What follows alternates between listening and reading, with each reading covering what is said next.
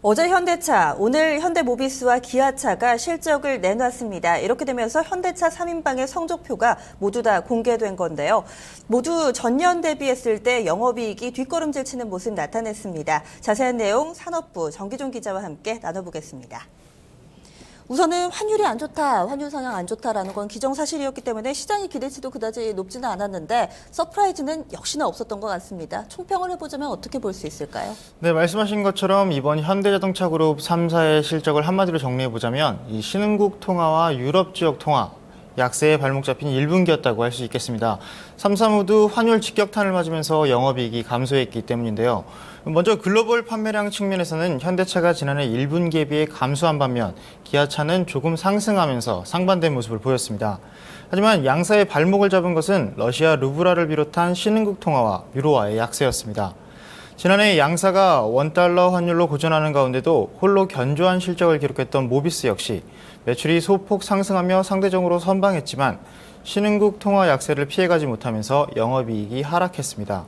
여기에 부수적으로 1분기 상대적으로 부족했던 조업일수 또한 3사의 부정적인 실적에 한몫 보탰다는 평가입니다. 네, 신흥국들이 전반적으로 돈풀기에 나서면서 환율 여건이 안 좋아지고 이것이 또 영업이익 악화로 이어지는 구조였네요. 그럼 각사별로 조금 더 자세하게 짚어볼까요?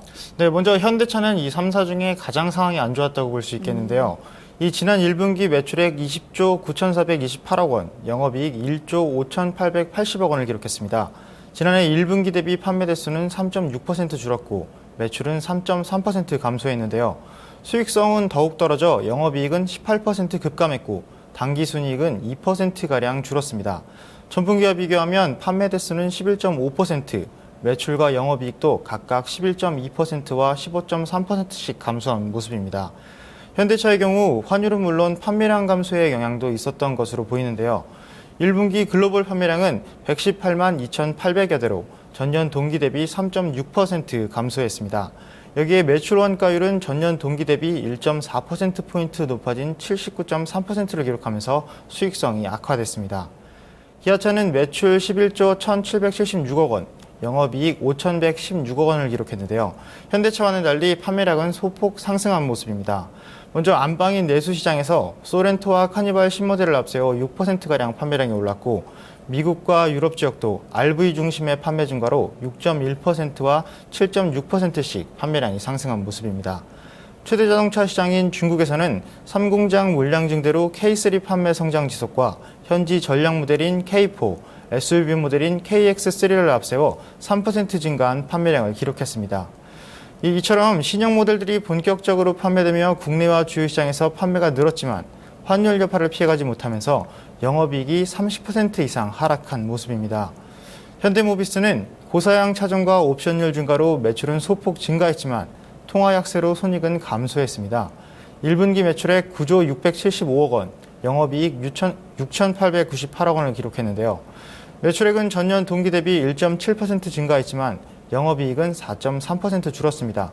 당기순이익도 7,140억 원을 기록하며 12.7% 감소했습니다. 매출이 전년 동기 대비 감소한 AS 부품 사업과 비교적 선방한 모듈 및 핵심 부품 제조 부문 모두 환율의 벽을 넘지 못한 모습입니다. 역시나 이 많이 팔아도 환율 때문에 마진이 예전만 같지 않다라는 얘기일 텐데요. 환율 상황이 그렇게 쉽게 바뀔 것 같지는 않아요. 향후에 전망하고요. 각사의 해결책도 함께 좀 정리를 해주시죠. 네, 이 1분기 말이었죠. 지난달 신흥국 통화가 다소 우호적으로 돌아서긴 했지만 약세 자체는 당분간 지속될 전망입니다. 이 환율 리스크가 해결되지 않는 한 현대자동차 그룹의 실적을 장담하기는 어려운 상황인데요. 이렇다 보니 현대차 그룹의 실적 개선 불확실성 역시 당분간 계속될 것으로 보입니다.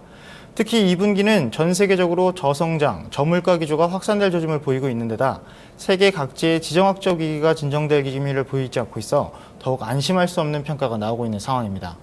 때문에 3사는 업황의 완만한 회복이 예상되는 하반기까지 경쟁력 있는 실차 출시와 기출시 차량의 글로벌 론칭을 통해 수익성 방어에 나선다는 방침입니다. 현대차는 지난달 국내 출시 이후 호응을 얻고 있는 신형 투싼을 다음 달 북미를 시작으로 유럽과 중국 등에 출시하며 판매량을 확대한다는 계획입니다. 연판매 목표량을 28만 대로 책정했습니다. 기아차 역시 글로벌 판매가 시작된 신형 카니발과 소렌토의 인기에 3분기 K5, 스포티지 신차 출시 등을 앞세워 수익성 회복에 나섭니다. 또 유럽 지역에서 우수딜러 영입과 중국 서부 내륙 지역 판매 매장 신설로 해외 판매량 역시 끌어올린다는 계획입니다. 현대기아차와 흐름을 함께할 수밖에 없는 모비스 역시 하반기 업황이 올라오기 전까지 최대한 수익성 방어에 매진할 수밖에 없는 상황인데요. 이 현물 가격 변동 위험을 선물 가격 변동으로 상쇄하는 해칭 등 다양한 노력을 통해 시도할 것으로 보입니다. 네, 우선은 크게 보면 이번에 환율 리스크를 어느 정도 타개할 수 있는 카드로 꺼내든 게 신차인데 조금 더 두고 봐야 되겠죠. 오늘 말씀 고맙습니다.